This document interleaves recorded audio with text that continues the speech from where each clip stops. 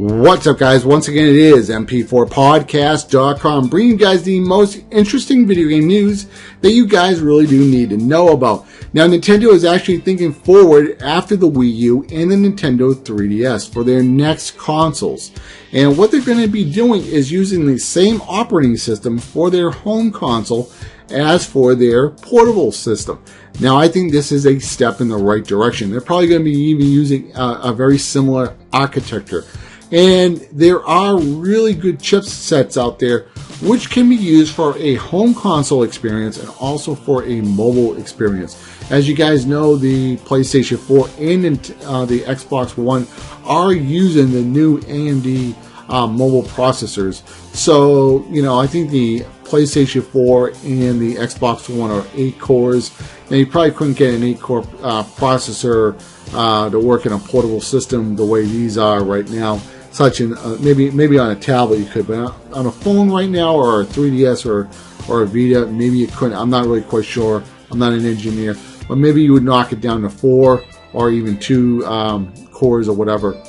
But what I really think, which is really cool about this, a lot of games that are going to be ending up on the eShop, that you buy the game once and it'll just work on both platforms. Work on your handheld or your home console. Let me just give you an example of why I think this is really exciting. There's a lot of games that I really like to play on iOS and Android, and one of my 2 favorite platformers is one game which is called Pizza Boy, which is on iOS. It's also on Android. Definitely, if you guys like Mario, definitely look for a game called Pizza Boy. And let me say this: I still have my iPhone 3GS, and that's the phone that came up before the iPhone 4. And I play Pizza Boy on that old phone, very old phone. And I also play it sometimes on my iPod Touch, which is the iPod Touch 4th generation. Now, the iPhone 3GS uses a 300 megahertz CPU. Meanwhile, the iPod Touch has an 800 megahertz CPU, and I do have the 3rd generation iPad, which is a dual-core A4 or A5. I'm not really quite sure. I can't remember. But that game runs on all 3 of those devices, which have the same OS, same architecture, so the game is able to run on all of them. So that's actually really cool. Same thing with the Android. People have different Android phones, tablets, different specs. Hell, Amazon even has their own flavor of Android and so on. And a lot of these Android developers, they just dump their games over on Amazon Kindle. They don't really even program them too much. Maybe they may tweak it around just a little bit, maybe because the menu systems are a little bit different. But this is actually a really cool thing, because I love Gunman Clive. It's one of my favorite side scrollers. If you guys like Mega Man, you guys definitely need to play Gunman Clive. And I love cowboy sci-fi.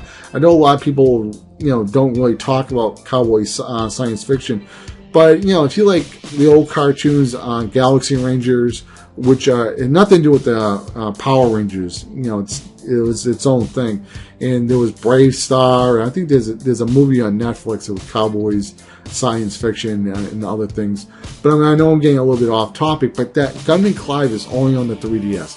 And if you can't take that code, which is on the 3DS, and just dump it right over on the Wii U, you probably have to write an emulator or port the whole entire game and so on. And that takes time from the developer. And the developer, he has to buy like a Wii U development kit, so on, and then recompile the code and all this other mumbo jumbo. And that's time and effort out of his day and all that.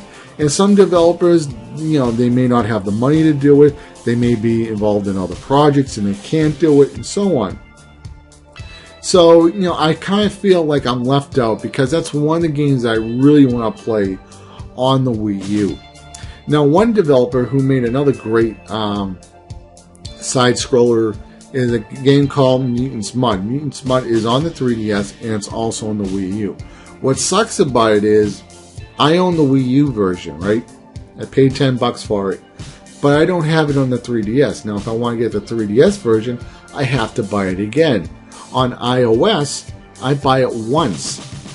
Most of the apps now are universal. So I'll buy the game once, and it'll work on the iPhone or the iPad. But even if I do buy the iPhone version, right, you know, that you can hit a button usually on the corner and it just enlarges the image, and the iPad upscales it. I can play the iPhone games on the iPad, and they still look good. They're not as the resolution is not as sharp as, you know, a native iPad app, but it still looks pretty good. But like I said, most of the games that are coming out now are universal apps. You buy it once, it'll work on either one. And even if you do want to, I mean, I'm not saying you want to, but let's say, you know, a game comes out, there's the iPhone version and then the iPad version. A lot of these games are so cheap, it's not even a big deal to buy them twice because they're like $1. Okay, so let's just take Mutant Mud for example. I buy the iPhone version, which was $1. I do think it's a universal app. I could be wrong, but then I buy the iPad one, which is $1. So I spend $2. I mean, for iPhone and iPad. Meanwhile, the iPhone version also works on the iPad. But on Nintendo, I have to spend $20 if I want to get it for the Wii U and the 3DS. That's a little crazy. So by Nintendo moving forward with them having the same OS, so games can be on both portable and handheld systems. I mean portable and of course the home console.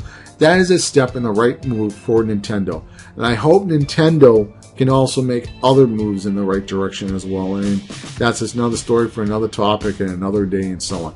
But once again, guys, if you enjoyed this video, hit that like button, as it does help out the video quite a lot. Let me know what you guys think. Do you think this is a step in the right move?